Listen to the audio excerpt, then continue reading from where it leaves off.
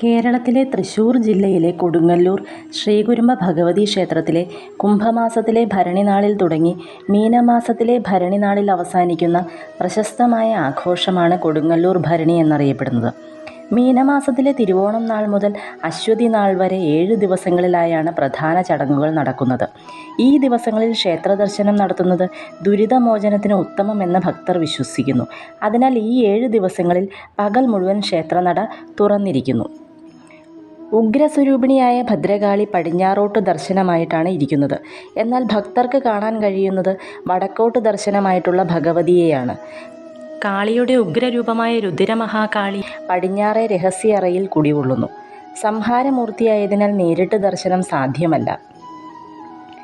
ദ്രാവിഡ ക്ഷേത്രമായിരുന്ന കൊടുങ്ങല്ലൂർ പിൽക്കാലത്ത് സവർണ മേധാവിത്വത്തിന് കീഴിലായപ്പോൾ ക്ഷേത്രത്തിൽ അവകാശമുണ്ടായിരുന്ന ആദിമ ജനതയുടെ കൂടിച്ചേരലാണ് ഈ ഉത്സവം എന്ന് കണക്കാക്കപ്പെടുന്നു. എല്ലാ ദേശത്തു നിന്നും ഭക്തർ സംഘം ചേർന്ന് വരുന്നു. ഇവരിൽ പലരുടെയും കുടുംബക്ഷേത്രങ്ങളിലും ദേശക്ഷേത്രങ്ങളിലും വീടിൻ്റെ മച്ചകത്തും പൂജാമുറിയിലും മറ്റും ഭഗവതിയെ കുടിയിരുത്തിയിട്ടുണ്ട്. അവിടങ്ങളിൽ പ്രത്യേക പൂജ നടത്തിയ ശേഷമാണ് ഇവർ കൊടുങ്ങല്ലൂരിലേക്ക് വരുന്നത്. ദേവീസ്തുതികൾ പാടി മണികെട്ടിയ വടിയോ ഭഗവതിയുടെ വാളും ചിലമ്പോ എടുത്തുകൊണ്ടാണ് അവർ വരുന്നത്. ധാരാളം കോമരങ്ങളും അക്കൂട്ടത്തിൽ ഉണ്ടാകാറുണ്ട്. ഭഗവതിയെപ്പോലെ മനോഹരമായി ചെമ്പട്ടണിഞ്ഞ് വാളും ചിലമ്പും ധരിച്ച് ചിലപ്പോൾ പൂമാലകളും അണിഞ്ഞാവും കോമരങ്ങൾ പലരും എത്തിച്ചേരുന്നത്. ദ്രാവിഡരായിരുന്നു അമ്മ ദൈവത്തെ ആദ്യമായി ആരാധിച്ചിരുന്നത്. ഊർവരത, മണ്ണിൻ്റെ ഫലഭൂയിഷ്ഠത, കാർഷിക സമൃദ്ധി, യുദ്ധവിജയം, പ്രകൃതി തുടങ്ങിയവ മാതൃദൈവവുമായി ബന്ധപ്പെട്ട കാര്യങ്ങളായിരുന്നു. ആദ്യകാലത്ത് ദ്രാവിഡ ജനത തങ്ങൾ ഉൽപ്പാദിപ്പിക്കുന്ന കാർഷിക വിഭവങ്ങളുടെ പങ്ക് സമർപ്പിച്ചുകൊണ്ട് ജീവിത പ്രാരാബ്ദങ്ങൾ രോഷത്തോടെ പാടി ആദിപരാശക്തിയെ ആരാധിച്ചിരുന്നു. ദാരിക വീരനെ വധിച്ചു കലിതുള്ളി വരുന്ന ഭദ്രകാളിയുടെ കോപമടക്കാൻ ശിവഗണങ്ങൾ ദേവീസ്തുതികൾ പാടി നൃത്തം ചവിട്ടിയതിൻ്റെ ഓർമ്മപ്പെടുത്തലാണ് ഈ ഉത്സവമെന്നും നിരപരാധിയായ തൻ്റെ ഭർത്താവിനെ വധിച്ചതിൽ സംഹാരരുദ്രയായി മധുരാ നഗരം ദഹിപ്പിച്ച വീരനായിക കണ്ണകിയെ സാന്ത്വനിപ്പിക്കാൻ വേണ്ടി നടത്തുന്നതാണെന്നും വിശ്വസിക്കപ്പെടുന്നു. ഭഗവതിയുടെ സ്തുതിയായ തോറ്റംപാട്ടിൽ വടക്കും കൊല്ലത്തെ കണ്ണകിക്ക് പകരം കന്യാവ് കാളീരൂപം പൂണ്ട് പാണ്ഡ്യരാജാവിനെ വധിക്കുന്നതായി കാണാം. ഭരണി കേരളത്തിലാകമാനമുള്ള പ്രത്യേകിച്ചും വടക്കൻ ജില്ലകളിലെ ദ്രാവിഡ വിഭാഗങ്ങളുടെ അനുഷ്ഠാനമാണ്. കൊടിയേറ്റ് ചടങ്ങ് കുംഭമാസത്തിലെ ഭരണി നാളിൽ നടക്കുന്നു. ഇതിനെ ഭരണിവേല കൊടിയേറുക എന്നാണ് പറയുന്നത്. കൊടുങ്ങല്ലൂർ കാവിൽ കൊടിമരമില്ല. വടക്കേ നടയിലും കിഴക്കേ നടയിലും തോരണം പോലെ കൊടിക്കൂറകൾ കെട്ടുകയും ക്ഷേത്രത്തിനു ചുറ്റുമുള്ള ആൽമരങ്ങളിൽ കൊടിതോരണങ്ങൾ കെട്ടിത്തൂക്കുകയുമാണ് ചെയ്യാറുള്ളത്. കുംഭഭരണി ദിവസം രാവിലെ ഭഗവതിക്ക് പട്ടും താലിയും സമർപ്പിക്കുന്നതോടുകൂടിയാണ് ചടങ്ങുകൾ ആരംഭിക്കുന്നത്. അതിനുള്ള അവകാശം മലയൻ തട്ടാനാണ്. തിരുവോണം നാളിൽ മലബാറിലെ തച്ചോളി വീട്ടുകാരുടെ കോഴിക്കല്ല് മൂടൽ ചടങ്ങാണ് പ്രധാനം. കോഴിക്കല്ലിൽ ചുവന്ന പട്ട് വിരിച്ച് പൂവൻ കോഴിയെ സമർപ്പിക്കുന്നതാണ് ചടങ്ങ്.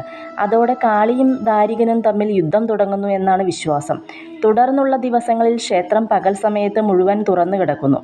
തിരുവോണം നാൾ മുതൽ ക്ഷേത്രത്തിലേക്ക് വെളിച്ചപ്പാടന്മാർ കൂട്ടമായി എത്തിത്തുടങ്ങുന്നു.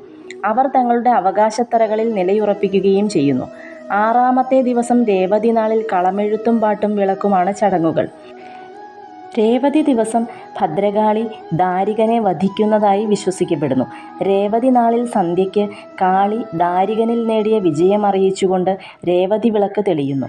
പിറ്റേന്ന് 7-ാം ദിവസം അശ്വതി നാളിൽ ഉച്ചയ്ക്ക് 12 മണിയോടെ കൊടുങ്ങല്ലൂർ തമ്പുരാൻ്റെ നേതൃത്വത്തിൽ വടക്കേ നട അടച്ചുപൂട്ടി രഹസ്യപൂജയായ തൃച്ചന്ദനച്ചാർത്ത് നടത്തുന്നു. ഈ സമയത്ത് കോമരക്കൂട്ടങ്ങളും ഭക്തരും പുറത്ത് ഭഗവതി സ്തുതികൾ പാടി നൃത്തം ചെയ്യുന്നു.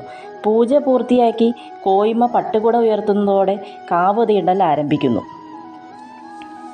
ഏകദേശം 4 മണി കഴിഞ്ഞാവും ഈ ചടങ്ങ് നടക്കുക.